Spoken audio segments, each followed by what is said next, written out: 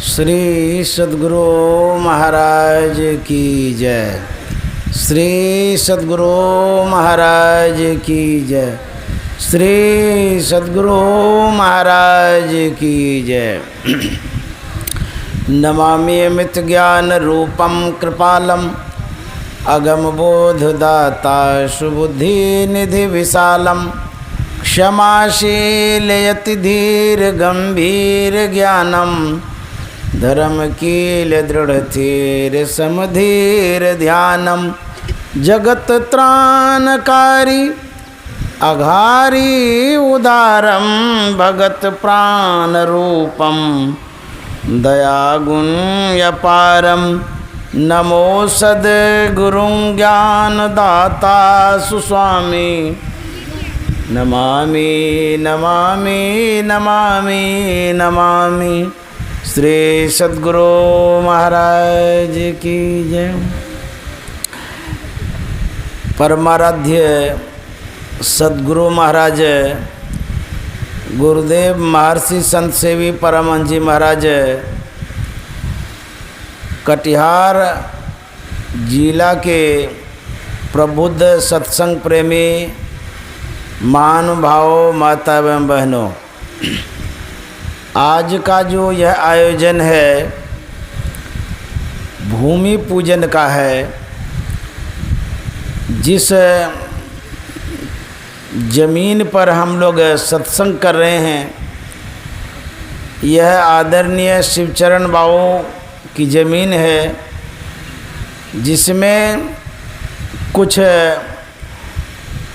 कारोबार रोजगार व्यापार करेंगे, उसमें शुभोन्नति हो, प्रगति हो, विकास हो, इसके लिए भी ये शुभकामना दिवस है।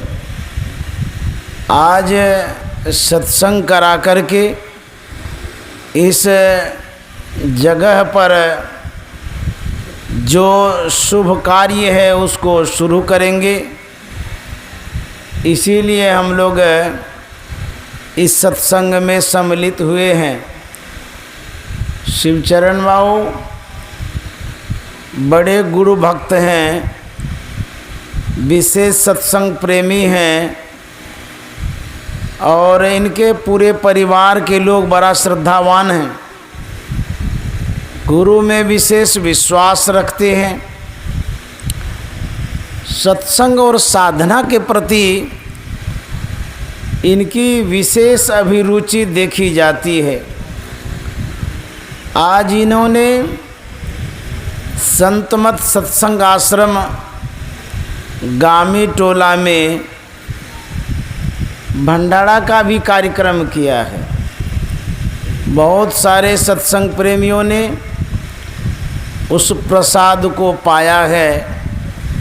तो यह जो पुण्य का काम किया, धर्म का काम किया, बड़ा सराहनीय काम किया है इन्होंने। और इनको बराबर सत्संग मंदिर में हम लोग देखा करते हैं। जो स्वरोजगार है उसमें समय तो देते ही हैं, बल्कि सत्संग में भी विशेष समय देते हैं। तो गुरु आज्ञा का ये पालन करते हैं। तो जो गुरु आज्ञा का पालन करते हैं यह गुरु की सेवा है। तो गुरु की सेवा जो करते हैं उसको गुरु का आशीर्वाद मिलता है और उस सेवा का फल भी मिलता है। गोस्वामी जी ने बड़ा अच्छा कहा है, जो मार्ग श्रुति साधु दिखावे ते ही मग चलत सबय सुख पावे। गोस्वामी जी कहते हैं जो रास्ता वेद विदित करता है, बताता है, दिखाता है, उस रास्ते पर यदि हम जनसाधारण चलते हैं तो जीवन में सुख मिलता है। जो रास्ता साधु दिखाते हैं, संत दिखाते हैं, सज्जन दिखाते हैं, उन रास्ते पर यदि हम चलते हैं तो गोस्वामी जी कहते हैं ते ही मग चलत जो चलते हैं सबय सुख पावे। सबको सुख मिलता है उस रास्ते पर चलने से। वह संतों का रास्ता, वेदों का मार्ग है जिस पर चलने से सुख शांति मिलती है। उसी रास्ते का उद्घाटन संत सद्गुरु महर्षि में ही परमानंद जी महाराज ने किया। उस रास्ते के रहस्य को सभी संतों ने बताया। व्यक्ति सुख चाहता है, शांति चाहता है, यदि वह वेद और साधु सज्जन के मार्ग से सुदूर होकर के चाहता है तो उस चाहना की पूर्ति नहीं होगी। संत महात्मा कहते हैं आप सुख जरूर चाहिए, बड़ी अच्छी बात है, सब कोई सुख चाहते हैं, लेकिन सुख तभी मिलेगा जब आप वेद के अनुसार चलते हैं, साधु संत के अनुसार चलते हैं, नहीं तो सुख नहीं मिल सकता है। गोस्वामी जी ने लिखा है सब ही सुलभ सब दिन सब देशा सेवत सादर समन कलेसा। सब ही सुलभ सत्संग, संत समागम, साधु सज्जनों का जो समागम है सिर्फ हम ही को उपलब्ध नहीं है, भारतवासियों के लिए सुलभ नहीं है। गोस्वामी जी कहते हैं सब ही सुलभ, सिर्फ अमीर आदमी के लिए सुलभ नहीं है, गरीब के लिए भी सुलभ है। जो स्वस्थ हैं उसके लिए सुलभ नहीं है, बल्कि जो अस्वस्थ हैं उसके लिए भी सुलभ है।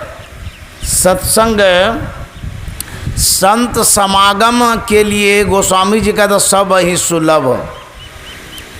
ऐसा नहीं कि एक दिन के लिए सुलभ है, सब दिन।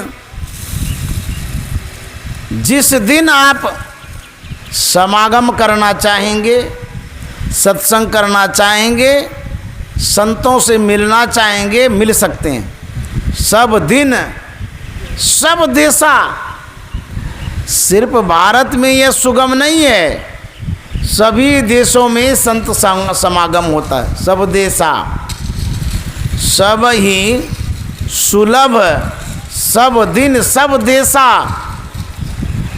लाभ किनको मिलता है? सेवत सादर समन कलेसा। जो सेवता है, सेवा करता है, किस तरह से? सादर आदर सहित जो सेवा करता है, क्या बेनिफिट मिलता है, क्या लाभ मिलता है? कहते समन कलेसा। समन का मतलब होता है समाप्त हो जाना, और कलेसा का मतलब होता है कष्ट, दुख, संकट, विपत्ति, आपदा, विपदा। हम आप जो भी आयोजन करते हैं संकट हरने के ख्याल से, दुख दूर होने के ख्याल से, जो भी विपदा है उससे मुक्ति मिले, इसीलिए तो सत्संग करते हैं, ध्यान करते हैं, पूजा करते हैं, पाठ करते हैं। गोस्वामी जी कहते हैं यदि आप शुभ चाहते हैं, मंगल चाहते हैं, सुकून चाहते हैं जीवन में, तो संत समागम करना होगा। सेवत सादर समन कलेसा। सभी दुख दूर होता है सत्संग करने से।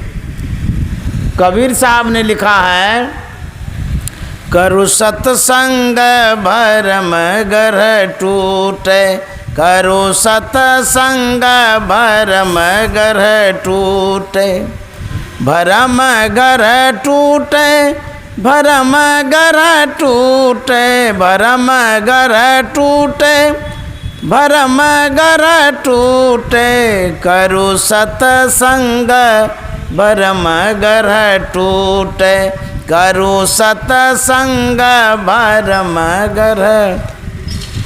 भरम गर्ह क्या है? भरम कहते हैं अज्ञानता को। आँख बंद करते हैं, अंधकार मालूम पड़ता है, यही भरम है। कोई भी आँख बंद करता अंधकार मालूम पड़ता है ना, ये भरम है। थोड़ा सा भरम नहीं, गौड़ है। गढ़, गढ़ माना किला। जब बद्रीनाथ दर्शन के लिए जाते हैं, बस से जाते हैं, जब ऊपर चढ़ जाते हैं, वहाँ से जब नीचे देखते हैं तो कितनी बड़ी खाई मिलती है, कितना बड़ा गड्ढा दिखाई देता है। यदि उसमें बस पलट जाए तब तो कहना ही क्या है। बस यदि पलट जाए तो समझ लीजिए कि ऊपर होना बड़ा मुश्किल है। तो भरम गर्ह टूटे, अज्ञानता समाप्त होगी कब? जब सत्संग करेंगे। बिनु सत्संग किए दुख पावे, पकड़ी पकड़ी जम लूटे। सत्संग जब तक नहीं करेंगे तब तक दुख होगा, कष्ट होगा। सत्संग इस जीवन के लिए जरूरी है। हमारे परम संत तुलसी साहब ने लिखा है, सखी सीख सुनी गुनी गांठी बांधो, ठाठ ठठ सत्संग करो। सखी मन जीव कहते हैं कि ठाठ ठठ सत्संग करो मजबूती के साथ। सत्संग क्या है? सत्संग सत्य की ओर प्रेरित करता है, सही की ओर ले जाता है, इसलिए सत्संग की आवश्यकता है। एक शहर में चोर चोरी करके भाग रहा था। वह भाग जो रहा था उसके पीछे पुलिस पड़ी थी। शहर से भागते हुए देहात की ओर गया। भागते भागते उसको कहीं रास्ता नहीं मिल रहा था, कहाँ छिपेंगे, कहाँ बचेंगे। वह चोर देखता है कि एक कुटिया है जिसमें महात्मा है, वहीं चला गया। महात्मा से कहता है कि महाराज मेरे पीछे पुलिस पड़ी है, मुझे छिपा लीजिए, बचा लीजिए, नहीं तो पुलिस पकड़ लेगी तो जेल कर देगा।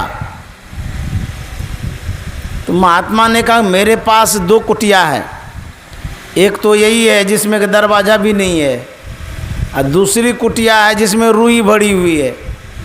यदि रुई वाले घर में तुम घुस सकते हो तब तो तुम बच जाओगे, नहीं तो तुम पकड़े जाओगे। मेरे पास और कोई उपाय नहीं है। समय का बड़ा अभाव था, अब करता क्या। वह चोर एन केन प्रकार किसी तरह रुई घर में घुसता है, दम साध करके रहता है। पुलिस आती है, महात्मा से पूछ बैठती है कि इधर चोर आया है। महात्मा कहता हाँ हाँ चोर आया है। चोर सुन लिया ये बात को। चोर कहता है कि कैसा महात्मा है। ये बोला कि बच जाइए उस रुई घर में जा कर के। एक ये भी कह दिया, पुलिस को कहता चोर आया है, पता नहीं और क्या कहेगा। पुलिस पूछती है कि चोर किधर गया है। महात्मा कहता रुई के घर में। अब तो चोर बेचारा सोच लिया कि अब तो जेल जाना ही है, सब बात तो बता ही दिया, बाकी क्या रहा। कभी कभी सत्य बात में संशय होता है। तो पुलिस के मन में होता है कोई बचने के लिए आएगा किसी के पास तो वो बचा लेगा कि सब सही सही कह देगा, पकड़ा देगा। पुलिस को भ्रम हो जाता है कि नहीं महात्मा झूठ बोलता है, इधर चोर आया और वो कैसे कह देगा आया है, इधर चोर नहीं आया, हो सकता है चोर भाग गया होगा। रूही के घर तक पुलिस तो जाती है, कुछ नज़र में नहीं आया, वो भीतर घुस गया था। पुलिस सोचती है कि जल्दी यहाँ से चले जाएं, नहीं तो चोर कहाँ भाग के चला जाएगा पता नहीं, हाथ नहीं लगेगा। पुलिस आगे बढ़ गई, उसके बाद चोर निकला, गया महात्मा के पास, कहता महाराज आप कितने निष्ठुर निर्दय हैं, भाई आपके पास हम बचने के लिए आए थे और आप सब बात सही सही कह दिए। आपको बोल देना चाहिए कि यहाँ चोर नहीं आया है। आपको यदि सही कहना था तो हमको क्यों कह के रूही घर में घुस जाइए। आपके जैसे महात्मा के पैरा में तो लोग पकड़ा ही जाएगा। बोले अरे मैंने कह दिया तो क्या हुआ? बोले क्या हुआ यदि पकड़ लेती पुलिस तो? महात्मा कहता है कि तुमको झूठ पर विश्वास था कि वो रक्षा कर सकता है। बोले हाँ, झूठ बोलने से किसको पता चलेगा, सही बोलेंगे तब ना पता चलेगा, झूठ से तो सब रक्षा होती है। तो महात्मा ने कहा तुमको झूठ पर विश्वास था कि झूठ से रक्षा हो सकती है, मुझे सांच पर विश्वास था, सांच से रक्षा हो सकती है, मैं सांच बोल करके देखा, तुम्हारी रक्षा हुई ना। तो गुरु महाराज ने लिखा है सत भरत में दृढ़ आप हो कोई शाप क्या करे। यदि आपके अंदर में सत्यता है बहुत बल है, सत्य में बहुत बल है, झूठ में बल नहीं होता है। तो सत्य से संसार पर विजय प्राप्त कर सकते हैं, सत्यमेव जयते। लेकिन असत्य का सहारा लेते रहते हैं, छिपने के लिए, बचने के लिए, काम बनाने के लिए। यदि सत्य ना हो तो असत्य भी नहीं रहेगा। इसीलिए गुरु महाराज ने कहा झूठ, चोरी, नशा, हिंसा, व्यभिचार, पंच पापों से बचते रहना चाहिए। संत मत का सिद्धांत है झूठ नहीं बोलो, चोरी नहीं करो, व्यभिचार मत करो, नशा सेवन नहीं करो, हिंसा नहीं करो। यह सिद्धांत है। इस सिद्धांत का जो पालन करते हैं उनके जीवन में सुख और शांति आती है। यही संत का मार्ग है, वेद का मार्ग है। सभी संतों ने इस मार्ग को बतलाया है। एक बार गुरुदेव महर्षि संत सेवी परमहंस जी महाराज नेपाल गए थे, वहाँ अधिवेशन था। बहुत लोग उस सत्संग में आए हुए थे। नेपाल के एक अफसर थे बीडीओ साहब, वो मौलवी साहब थे, मुसलमान साहब। उन्होंने भी सत्संग को सुना, फिर गुरुदेव से मिलने के लिए आए। बातचीत होने लगी। उसी क्रम में गुरुदेव ने बीडीओ साहब से पूछा आप मुसलमान साहब हैं, मौलवी साहब हैं, आप पंच वक्ती नमाज अदा करते होंगे। तो बीडीओ साहब ने कहा कि नहीं, मुझे जन सेवा से फुर्सत कहाँ है जो मैं पंच वक्ती नमाज अदा करूं, और जन सेवा से बढ़कर के और क्या सेवा हो सकती है। गुरुदेव ने कहा कि आप कुरान शरीफ पढ़ते हैं? तो उन्होंने कहा कि यदा कदा कभी कभार पढ़ लेता हूँ, मुझे फुर्सत मिलती नहीं है, मैं कहाँ से पढ़ सकूँगा, मैं जनसेवा में ही लगा रहता हूँ। तो गुरुदेव ने कहा जब यदा कदा भी पढ़ते हैं तो कुरान शरीफ में सबसे बड़ा किसे माना गया है? तो मौलवी साहब ने कहा कि सबसे बड़ा तो अल्लाह ताला को माना गया है, कुरान शरीफ में सबसे बड़ा अल्लाह ताला है। तो गुरुदेव पूछते हैं कि बीडीओ साहब आप बतलाइए सबसे बड़ी सेवा अल्लाह ताला की होगी कि जन सेवा होगी? तो बीडीओ साहब चुप हो गए। गुरुदेव कहते हैं कि आप कहते हैं कि जन सेवा से बढ़कर कोई सेवा नहीं होती है, तो आपके कुरान शरीफ में अल्लाह ताला को बड़ा माना गया, जो बड़े होते हैं उनकी सेवा होनी चाहिए पहले।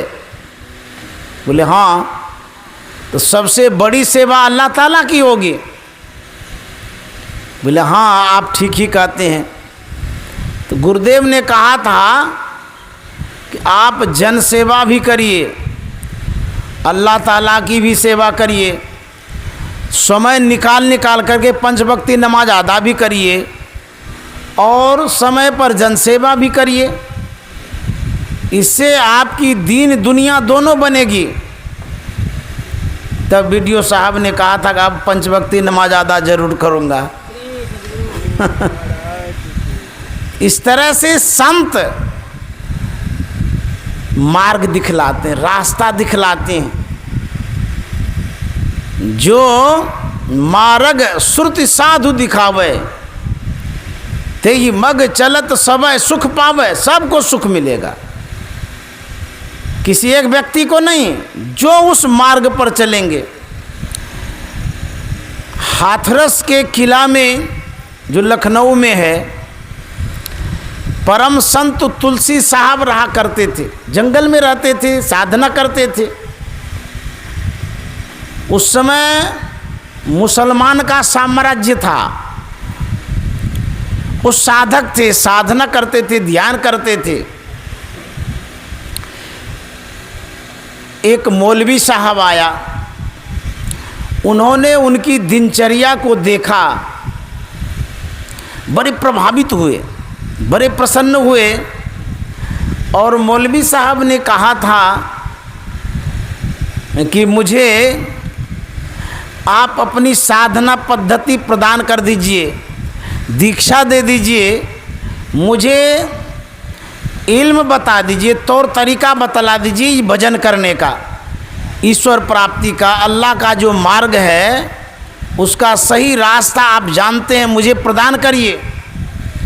तो तुलसी साहब ने मौलवी साहब को वह इल्म, वह भेद, वह रास्ता बतला दिया जिससे अल्लाह की प्राप्ति होती, ईश्वर की प्राप्ति होती है, खुदा की प्राप्ति होती है। वह भजन करने लगा।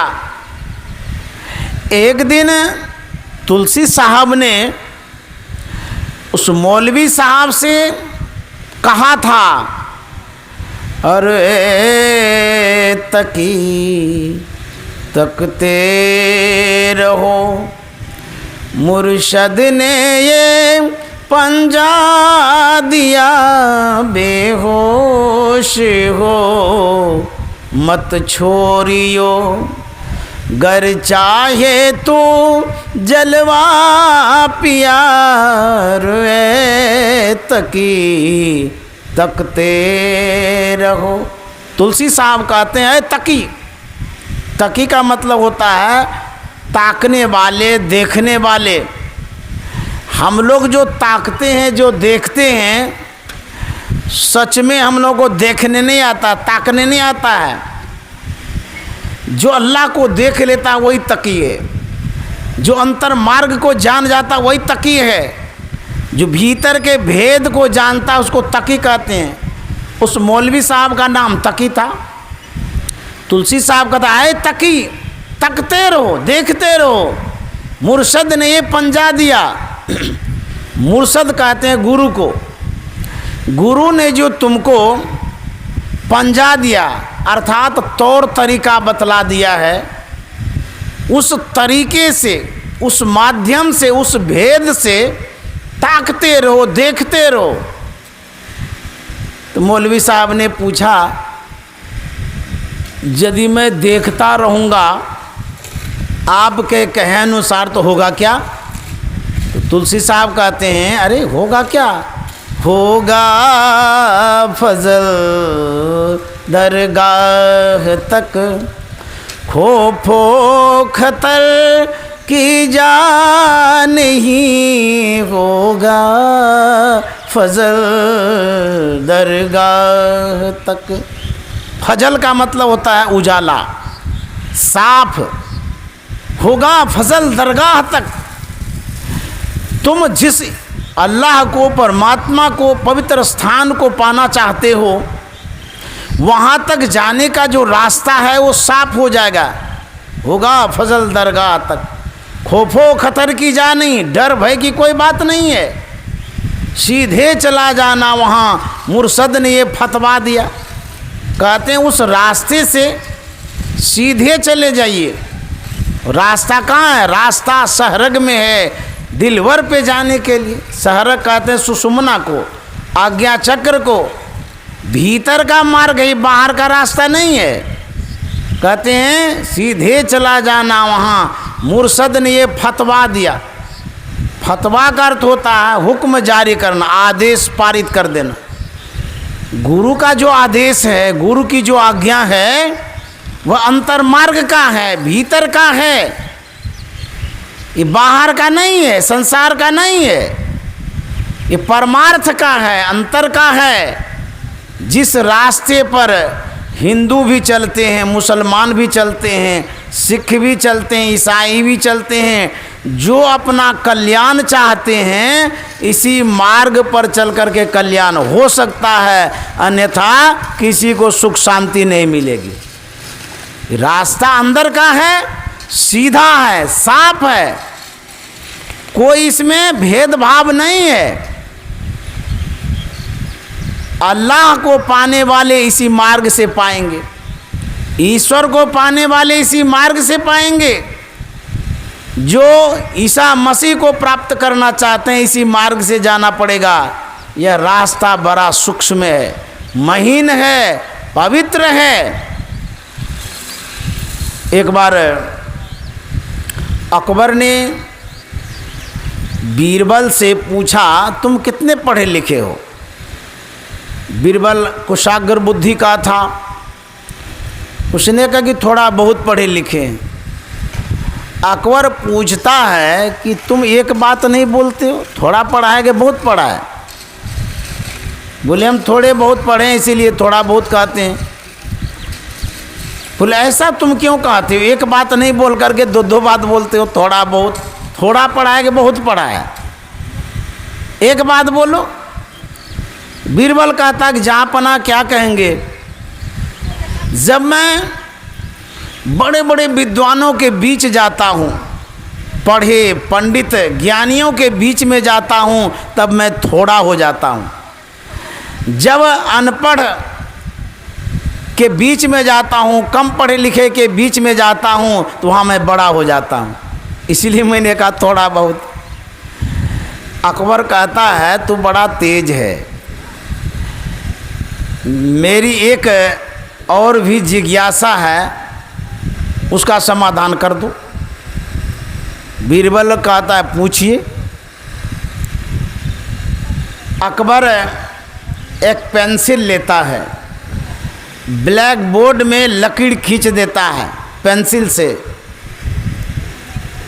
और अकबर बोलता है बीरबल से कि बीरबल, मैंने जो लकीर खींच दी है ब्लैक बोर्ड पर, उसको स्पर्श नहीं करना, मेटना नहीं, बल्कि मेरी लकीर को छोटा करके दिखा दो, तब हम समझेंगे तू बहुत तेज है।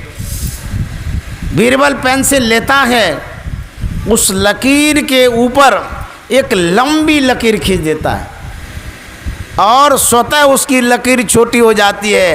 बीरबल कहता है कि जहाँपना, मैंने आपकी लकीर को टच भी नहीं किया, छुआ भी नहीं, स्पर्श नहीं किया, मेटा भी नहीं, लेकिन मेरी लकीर के सामने आपकी लकीर स्वतः छोटी हो गई।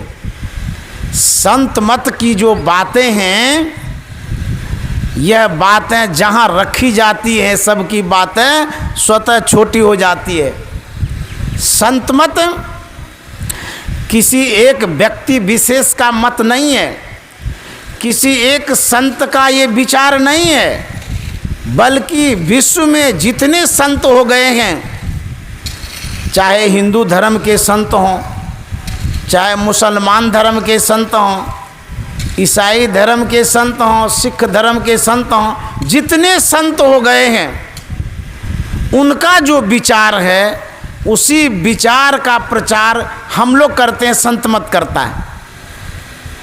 यदि कहेंगे यह कबीर मत है तो कह सकते हैं कबीर मत है, कोई कहेंगे कि मोहम्मद साहब का मत है तो मैं कह सकता हूँ मोहम्मद साहब का भी मत है, कोई कहेंगे ये ईसाइयों का मत है तो कह सकते हैं ईसाइयों का मत है, कहेंगे ये सिखों का मत है तो कह सकते हैं सिखों का मत है। तो कहेंगे ऐसा कैसे हो सकता है? इसलिए हो सकता है कि मानव कल्याण का जो मार्ग है सबों ने एक ही बतलाया, अंतर का, भीतर का, आज्ञा चक्र का, बाहर का नहीं, सबका एक रास्ता है। उसी रास्ते से सब अल्लाह तक जाएंगे, परमात्मा तक जाएंगे, गॉड तक जाएंगे। इसीलिए सबका मत है, ये कोई बाहर का मतांतर नहीं है। बाहर में जो पूजा पद्धतियां हैं भिन्न भिन्न प्रकार की हम लोग देखा करते हैं, लेकिन संतों की जो पूजा पद्धति है एक है, उसमें भिन्नता नहीं है। सबका मत एक है, सबका विचार एक है। तो कैसा है? तुलसी साहब कहते हैं सीधे चला जाना वहाँ, मुर्शद ने ये फतवा दिया, तुमको गुरु ने आज्ञा जारी किया है, हुक्म जारी किया है इस रास्ते से जाने का। और तुलसी साहब कहते हैं कि ये जो रास्ता है ये सब के लिए है। मंसूर सरमद बू अली और शम्स मौला ना हुए, मंसूर सरमद बू अली और शम्स मौला ना हुए, पहुँचे सभी इस राह से, पहुँचे सभी इस राह से, जिसने की दिल पुख्ता किया, पहुँचे सभी इस राह से, जिसने की दिल पुख्ता किया, रे तकी तकते रहो। मंसूर, सरमद, बू अली, ये सब फकीर हो गए,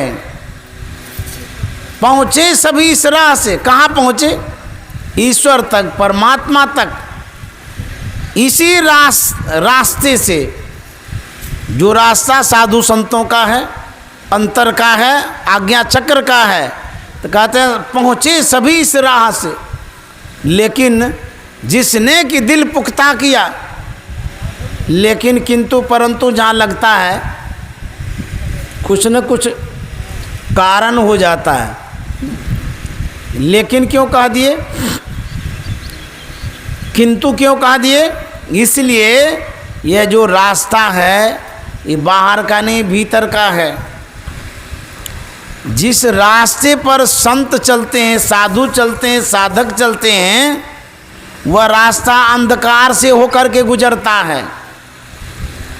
राह गई है बड़ी झीनी है साधो, नैन नगर से राह गई है बड़ी झीनी है साधो, नैन नगर से, नैन नगर में घोर अंधियारी, सतगुरु ज्ञान सफीनी है साधो, नैन नगर से राह गई है बड़ी जीनी है साधो। नैन नगर से, ये जो रास्ता है नैन नगर से गया हुआ है, और नैन नगर में घोर अंधियारी। जो रास्ता गया है अंधकार होकर के गया है, घोर अंधियारी, घन घोर अंधा। आप कहीं जा रहे हैं किसी रास्ते होकर के, घनघोर अंधार हो, जंगल ही जंगल हो, आप अकेले हैं, उस जंगल में हिंसक प्राणी बढ़ा हुआ है तो डर नहीं लगेगा? किसको नहीं डर लगेगा? अंधकार है, जंगल है, अकेले हैं, हिंसक प्राणी है, जरूर भयभीत होंगे। तो साधक जब चलता है वहाँ कौन सा जंगल है? अंधकार तो है ना। ये अंधकार जो है यही जंगल है, इसी अंधकार होकर के गुजरते हैं। और इसमें हिंसक प्राणी क्या है? जो विकार है, काम क्रोध लोभ मोह अहंकार, ये विकार है, यही विकार हिंसक प्राणी है। कहेंगे ये कैसे खाता है, ये कैसे मारता है? काम बाघ के समान है, काम के कारण कितने की जान चली जा रही है अभी भी देखिए। काम के वशीभूत होकर के अनैतिक कर्म भी कर लेता है व्यक्ति, किसी को गला घोट देता है, मार देता है, कत्ल कर देता है। काम के कारण लोग बुद्धिहीन काम कर लेता है। तो खाना हुआ कि नहीं? बाघ है कि नहीं? ये क्रोध, ये भी बाघे के समान है। क्रोध भी खाता है आदमी को। कि वो कैसे खाता है? जब व्यक्ति को क्रोध उत्पन्न होता है, उस क्रोध में देखिए क्या क्या कर देता है। एक गांव की बात है, भाई भाई में जमीन बंटवारा का बात है। एक बित्ता जमीन का ओढ़ फेर हो रहा था। एक बित्ता उधर चला गया तो कहता हमको ये दे दो, हमारा है। वो कहता नहीं ये हमारा है। क्रोध क्या करता है वही मैं बतला रहा हूँ। बातें बढ़ते बढ़ते बहुत बढ़ गई। क्रोध जब विशेष उत्पन्न होता है तो बुद्धि मारी चली जाती है, बुद्धि कमजोर हो जाती है। तब क्या होता है? विवाद इतना बढ़ गया। एक भाई जो बहुत गुस्सा में था, वो कुदाल लाता है घर से, अपने भाई को एक बित्ता जमीन के कारण गर्दन उतार देता है कुदाल से, भाई का। उनकी पत्नी आती है, वो लड़ने लगता है उससे, क्या हमारे पतिदेव को तुमने क्यों इस तरह से किया? वह दुर्बुद्धिहीन वह व्यक्ति उस महिला का भी गर्दन काट देता है कुदाल से। उसका लड़का आता है, वह लड़ता उसका भी गर्दन उतार देता है। इस तरह से 5 आदमी को कुदाल से वो काट दिया। एक बित्ते जमीन के कारण 5 आदमी को कत्ल कर दिया। ये क्रोध के कारण हुआ।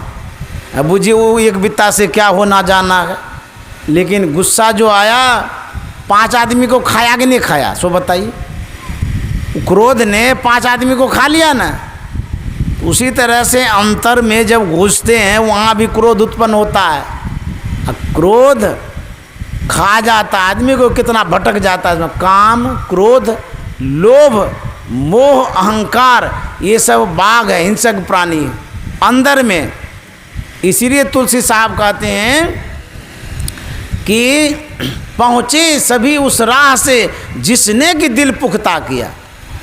उस रास्ते पर वही पहुँचेगा जिसने अपने दिल को मजबूत किया है। सब नहीं घुस सकता, सब नहीं जा सकता है, समझ गए? इसलिए जो कोई अंदर में प्रवेश करेगा उसके लिए तुलसी साहब कहते हैं इसी रास्ते से जाना होगा, यही मार्ग है, यही रास्ता है। दिल का हुजरा साफ कर, जाना को आने के लिए, ध्यान गैरों का उठा, उसको बिठाने के लिए, दिल का हुजरा साफ कर। हुजरा का मतलब होता है कोठड़ी, अंदर की जो कोठड़ी है, दिल को कहते हैं साफ करो, भीतर साफ करो, तब ना अल्लाह आएंगे, तब ना दर्शन होगा परमात्मा का। जाना को आने के लिए, परमात्मा को बिठाने के लिए अंदर की जो कोठड़ी है उसको साफ करना होगा।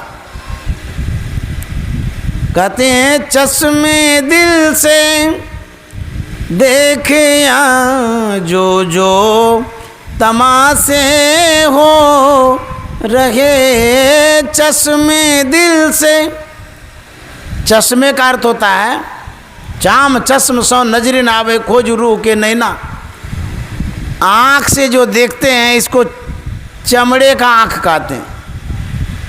ये जिस चीज़ को आप देखते हैं, तुलसी साहब का तो देखो तो क्या है, ये सब तमाशा है, झूठा है, असत्य है, भ्रम है।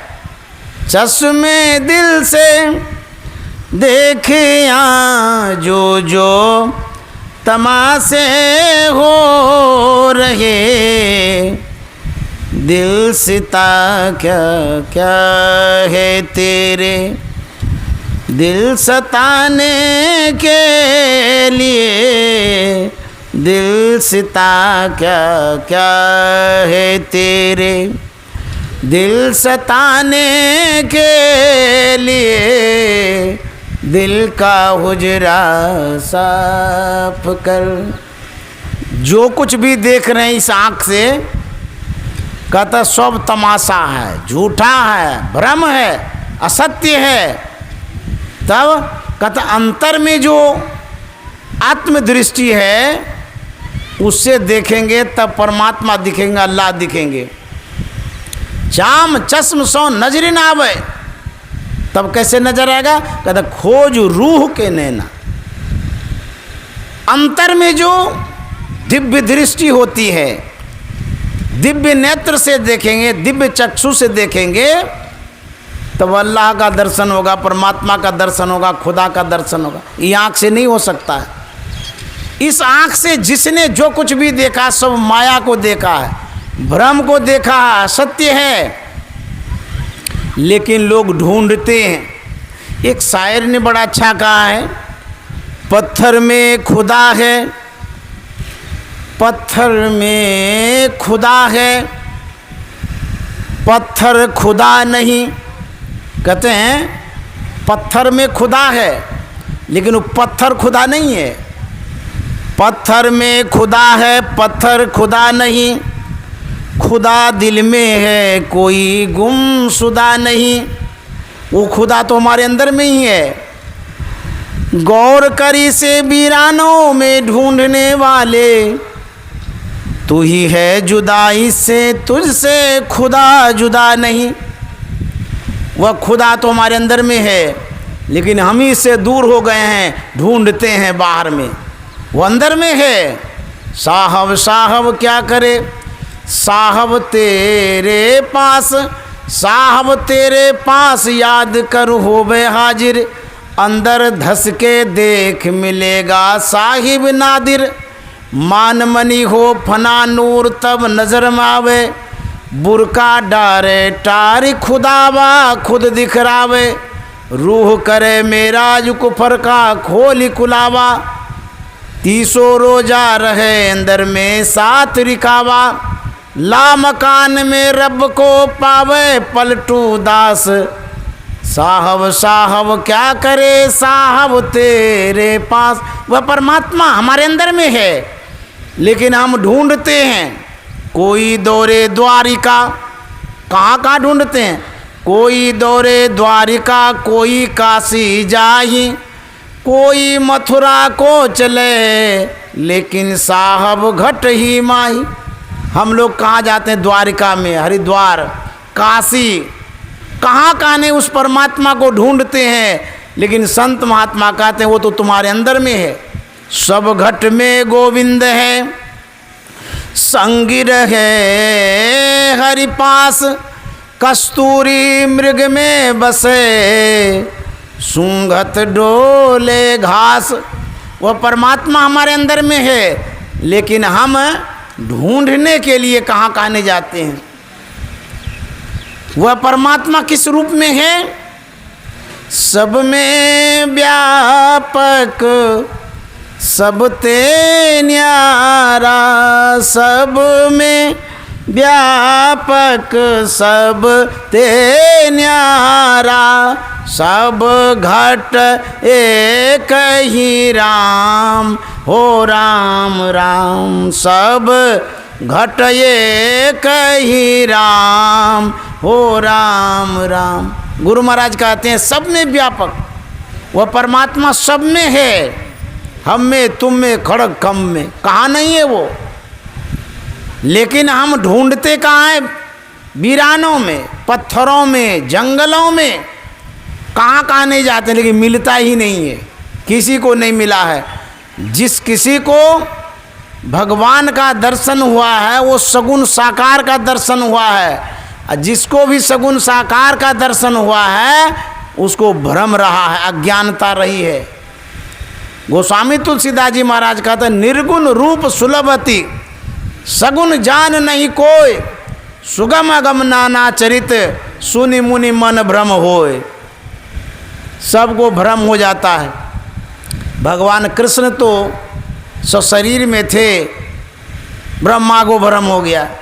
भगवान श्री राम तो सशरीर में थे, गरुड़ को भ्रम हो गया। कहानी सुनते होंगे। यहाँ तक कि पार्वती माता को भी भ्रम हो गया। जब तप कर रहे थे मनु और शत्रुपा, उस तप के प्रभाव से भगवान दर्शन देते हैं उनको। जब उनको दर्शन मिलता है तो भगवान कहते हैं मांगो क्या वर मांगते हो। मनु और शत्रुपा ने कहा था मुझे आपके जैसा पुत्र हो। अब बुझिए, जिनके अंदर में कामना रह जाती है वह जो दर्शन है वो अधूरा दर्शन है, पूर्ण दर्शन नहीं है। पूर्ण दर्शन तब माना जाता है जब कोई कामना नहीं रहती है, कोई इच्छा ही नहीं रहती है। परमात्मा का जो दर्शन है दो रूप में होता है, एक सगुण साकार में, एक निर्गुण निराकार में। तो सगुण साकार में जिनको भी दर्शन मिला है उसको भ्रम रहा है, निर्गुण निराकार में जिनको दर्शन मिला है वो निर्भ्रम हो पाए हैं। इसलिए गुरु महाराज कहते हैं सब में व्यापक, सबते न्यारा, सब घट ये कहीं राम राम। पूरब में राम है और पश्चिम में खुदा है, और उत्तर और दक्षिण को कौन रहता? हिंदू धर्मावलंबी पूरब में राम को मानते, हिंदू धर्मावलंबी के लिए पूरब वाला क्षेत्र हो गया। अब मुसलमान भाई के लिए पश्चिम वाला क्षेत्र हो गया, वो मानते हैं कि पश्चिम में खुदा है। तो पूरब में राम है और पश्चिम में खुदा है, और उत्तर दक्षिण कोई नहीं रहता है। उसका मतलब खाली है उत्तर दक्षिण। अरे वो कहाँ नहीं है, उनसे तो एक जगह खाली भी नहीं है, तिल भर भी नहीं खाली है। वो सब में व्यापक है, जो कुछ दिखाई देता है सब में परमात्मा है। सावधान सुन धरु मन माही, क्योंकि यह जो वक्त है, जो समय है, फिर नहीं आएगा। आज हम लोग स्वस्थ हैं, सांस ले रहे हैं, जीवित हैं, बड़े भाग्यवान हैं। 2 साल जो कोरोना का गुजरा है, अपने आँखों से आप लोग देखे होंगे, कोई बच्चे तो हैं नहीं। तो ये साल अभी तो बीता है, और 2 साल में क्या दुर्दशा हुई आप जानते हैं। कोई ऐसा देश नहीं जहाँ लोग मरा नहीं हो कोरोना से। कोई ऐसा जिला नहीं जिस जिले में लोग न मरा हो, कोई ऐसा गांव घर नहीं बचा है जिस गांव घर में एक न एक मरा हो। उस कोरोना काल में बहुतों को मरते मैंने देखा है, आपने देखा है, परिजन को बिछुड़ते देखा है, बिलखते देखा है, और आज हम सुरक्षित हैं तो सद्गुरु की बहुत बड़ी कृपा है। इसलिए दृढ़ प्रतीत प्रीत कर गुरु से, कर सत्संग सवेरे, या विधि भव फंदा कट जई हैं, मैं ही कहत हित हेरे। गुरु महाराज कहते हैं जब बचे हुए हैं तो क्या करना है? दृढ़ प्रतीत, दृढ़ता के साथ, मजबूती के साथ प्रेम करिए। किनसे? सद्गुरु से। प्रीत कर गुरु से, और दूसरा काम कर सत्संग सवेरे। सवेरे का मतलब होता है जब से जागो तभी सवेरा, जब होश आ जाता है तभी से सत्संग करिए। ये दो काम यदि करेंगे, सद्गुरु में प्रेम और सत्संग, तब क्या होगा? या विधि भव फंदा कट जाइए, मैं ही कहत हित हेरे। गुरु महाराज कहते हैं आपके हित को ढूंढ करके, हेर करके मैं कह रहा हूँ। देखिए कोई बीमार हो जाता है गांव में, परिवार में, समाज में, तो बताते हैं ना हमको ये बीमारी है, बड़ा दुख है, कष्ट है। वो कहता अच्छा ठीक है आपके लिए मैं दवाई ढूंढ करके लाता हूँ, खोज करके लाता हूँ कोई उपाय। तो जब ला करके देता है आप चंगा हो जाते हैं, तो कितना धन्यवाद देते हैं उनको। गुरु महाराज कहते हैं जितने मानव है सबकी जो बीमारी है या आवागमन वाला, दुख वाला, कष्ट वाला, उस सभी बीमारियों की एक औषधि रामबाण रसायन ढूंढ करके लाया हूँ। क्या? सद्गुरु में प्रेम और सत्संग, दो यदि कर लेंगे, इसी दो में इतना कारगर दवाई है, या विधि भव फंदा कट जाइए। बुझिए तो इतना ही तो करना है। तुलसी साहब कहते हैं यह राह मंजिल इश्क है, पर पहुँचना मुश्किल नहीं, यह राह मंजिल इश्क है। देखिए प्रेम जो है, प्रेम से ही दुनिया का सब काम होता है। आज मैं यहाँ आया हूँ शिवचरण बाबू के प्रेम के कारण। यदि प्रेम ना हो तो कोई काम नहीं आप कर सकते हैं। गुरु महाराज का प्रेम भक्ति गुरु दीजिए, बिनवों कर जोरी, पल पल छोहन छोड़िए, सुनिए गुरु मोरी। आप कहेंगे कि पैसा गुरु महाराज ने नहीं मांगा, न बेटा मांगा, न बेटी मांगा, न स्वास्थ्य लाभ, खाली कहते हैं प्रेम भक्ति गुरु दीजिए। हे गुरुदेव प्रेम और भक्ति दीजिए, दो ही चीज़ मांगे हैं। प्रेम भक्ति क्या है? कहते हैं प्रेम भक्ति का गेह है, गेह मना घर,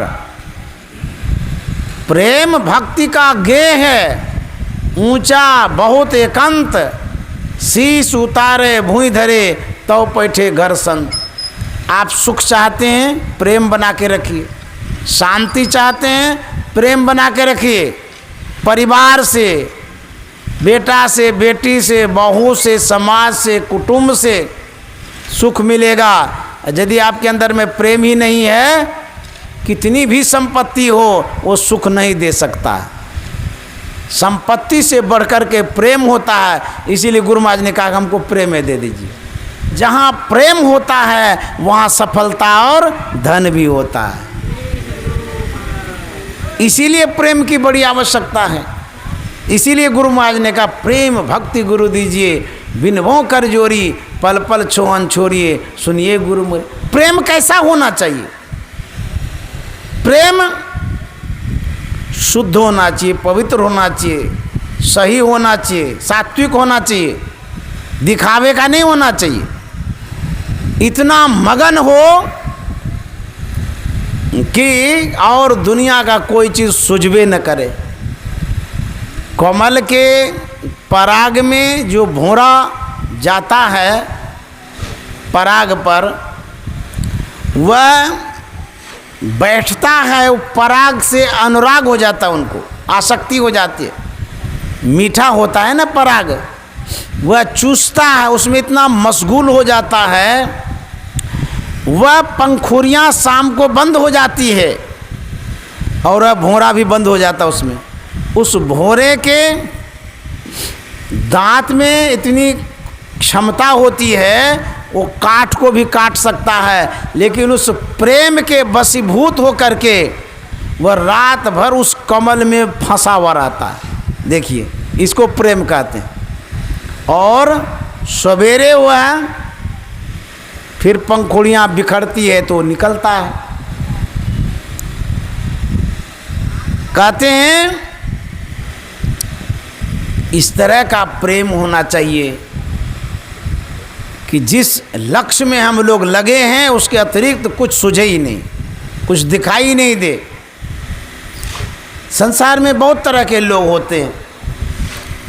मैंने शिवचरण बाबू के स्वभाव को देखा।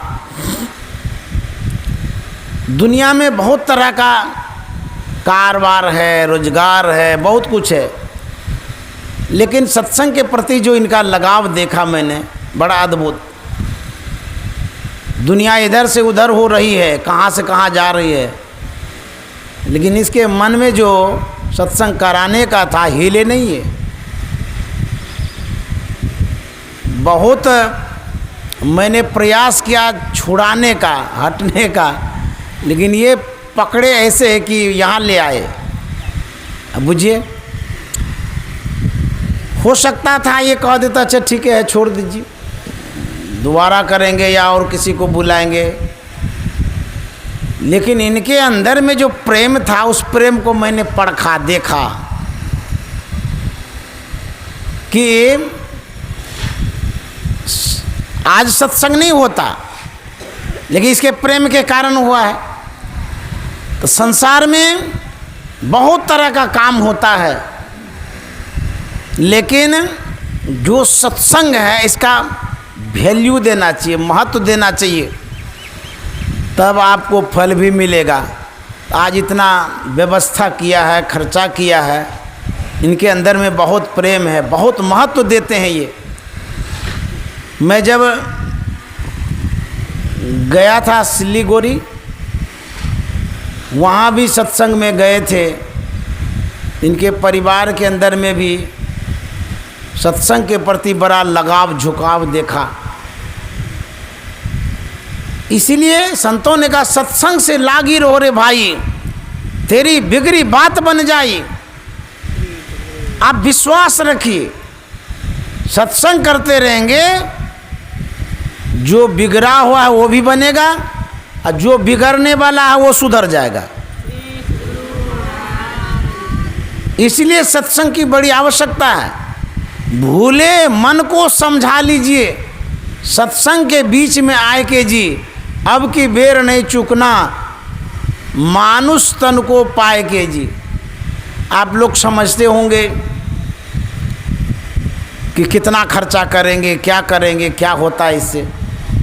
सत्संग में जो खर्चा करते हैं, पैसा जो लगाते हैं, सार्थक होता है। ज्ञान यज्ञ है, ये निरर्थक नहीं होता है। वेद में लिखा हुआ है, जो सत्संग कराते हैं उनको धन की भी प्राप्ति होती है। तुलसीदास जी महाराज ने रामचरित मानस में लिखा है, मत की रति गति भूति भलाई, जब जही जतन जहाँ जही पाई, सो जानव सत्संग प्रभावो, लोको वेदना अनुपाऊ। भूति का अर्थ होता है संपत्ति। बुझिए, सत्संग कर रहे हैं, ये पूंजी है, यही पूंजी आपको काम आएगा। श्री सद्गुरु महाराज की जय। अब मैं शिवचरण बाबू को बहुत बहुत धन्यवाद देना चाहता हूँ, जिन्होंने बड़ी श्रद्धा और प्रेम से मुझे बुलाया और सत्संग कराया। ये जो कार्यक्रम था भूमि पूजन का कार्यक्रम था, इस स्थल पर ये कुछ रोजगार करेंगे, काम करेंगे, व्यापार करेंगे, उसमें शुभोन्नति हो, प्रगति हो, विकास हो, ये आगे बढ़ें। इस भूमि में जो भी कमियां होगी गुरु महाराज उसको शुद्ध करेंगे, पवित्र करेंगे, अच्छा कर देंगे ताकि रोजगार बढ़िया ढंग से चले। इसी शुभकामना के लिए हम लोग सत्संग कर रहे हैं और उनके परिवार को भी शुभकामना देते हैं। सब खुश रहें, आनंद से रहें। हमारे जो सत्संग प्रेमी हैं, जो दूर दूर से आए हैं सत्संग सुनने के लिए, उनके लिए भी शुभकामना, मंगल कामना है। इसी तरह से सत्संग आप करते रहिए। भले एक दिन शरीर छूटेगा, लेकिन ये पूंजी जो आपने अभी कान से जमा किया, कान से सुने, ये पूंजी है आपकी। जितना सुने हैं सब धरोहर है, यही साथ जाएगा। और रुपया पैसा धन साथ नहीं जाता है, संस्कार साथ जाएगा, संपत्ति साथ नहीं जाएगी। ये संस्कार जो शिवचरण बाबू ने हम लोगों के लिए अवसर प्रदान किया है, बहुत बहुत धन्यवाद। श्री सद्गुरु महाराज की जय।